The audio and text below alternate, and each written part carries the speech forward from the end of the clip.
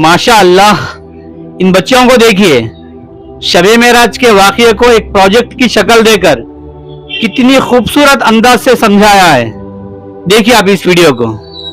सल्लल्लाहु अलैहि वसल्लम को अल्लाह की तरफ से बहुत बड़ा तोहफा मिला है। अल्लाह के रसूल सल्लल्लाहु अलैहि वसल्लम को मेराज के सफर के लिए तैयार किया गया। मेराज से मुराद वे सफर है जिसमें हजरत मोहम्मद सल्लल्लाहु अलैहि वसल्लम ने मस्जिद हरम से मस्जिद अक्सा और आसमान की सैर की।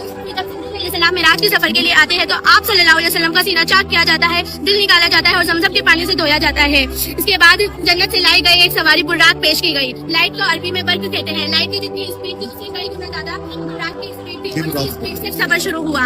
फिर हजरत मोहम्मद सल्लल्लाहु अलैहि वसल्लम को मक्का शरीफ से मस्जिद अक्सा लाया गया।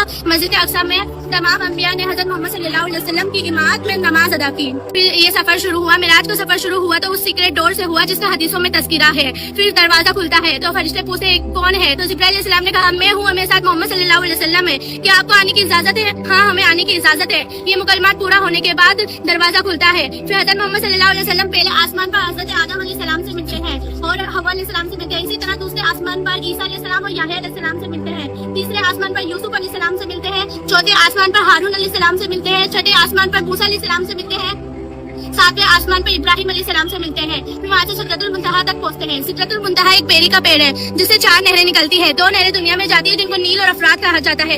2 नहरें जन्नत में जाती है जिनको शेजान और एहसान कहा जाता है। जिब्राइल अलैहिस्सलाम ने कहा कि अब मैं एक कदम भी आगे नहीं बढ़ सकता, अगर मैंने एक कदम भी आगे बढ़ाया तो मेरे सारे पर चल के राख हो जाएंगे। फिर अल्लाह के रसूल सल्लल्लाहु अलैहि वसल्लम खुद बखुद आगे का रास्ता तय करते हैं और वहाँ से बैतुल मामूद तक पहुँचते हैं। बैतुल मामूद 7वें आसमान पर सीधे काबे के ऊपर है जहाँ फरिश्ते तवाफ करते हैं। जैसे इंसान काबे का तवाफ करते हैं वैसे फरिश्ते बैतुल मामूद में तवाफ करते हैं। फिर वहाँ से आगे चलकर अल्लाह ताला के हाजिर होते हैं। अल्लाह तबारक ताला की बारगाह में हाजिर हुए तो जाकर अल्लाह के नबी ने फरमाया अत्तहियातुल्लाहि वस्सलावात वत्तय्यबात, यानी तमाम कौली फेली और माली इबादतें अल्लाह के लिए है। फिर अल्लाह का इरशाद हुआ अस्सलाम अलैका हय्युन नबी व रहमतुल्लाहि व बरकातुहू, यानी ए नबी आप पर सलामती हो, अल्लाह की रहमत और उसकी बरकत हो। फिर हमारे नबी सल्लल्लाहु अलैहि वसल्लम ने इस दुआ में तमाम नेक लोगों को इस तरह शामिल फरमाया अस्सलाम अलैना वाला इबादिल्लाहि सालिहीन, यानी सलामती हो हम पर और अल्लाह के नेक बंदों पर।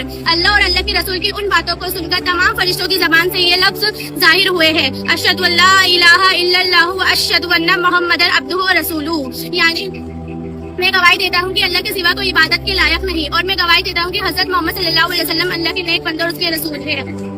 इससे ये मालूम हुआ है कि जो अतहियात हम नमाज की दूसरी और चौथी रकात में पढ़ते हैं वो असल में 3 बड़ी हस्तियों के अल्फाज है। फिर आप सल्लल्लाहु अलैहि वसल्लम को वापस के रास्ते में जन्नत और जहन्नम दिखाई गई और आप सल्लल्लाहु अलैहि वसल्लम को 5 वक्त की नमाज का तोहफा अदा किया गया जो हम पर फर्ज है। अस्सलाम वालेकुम।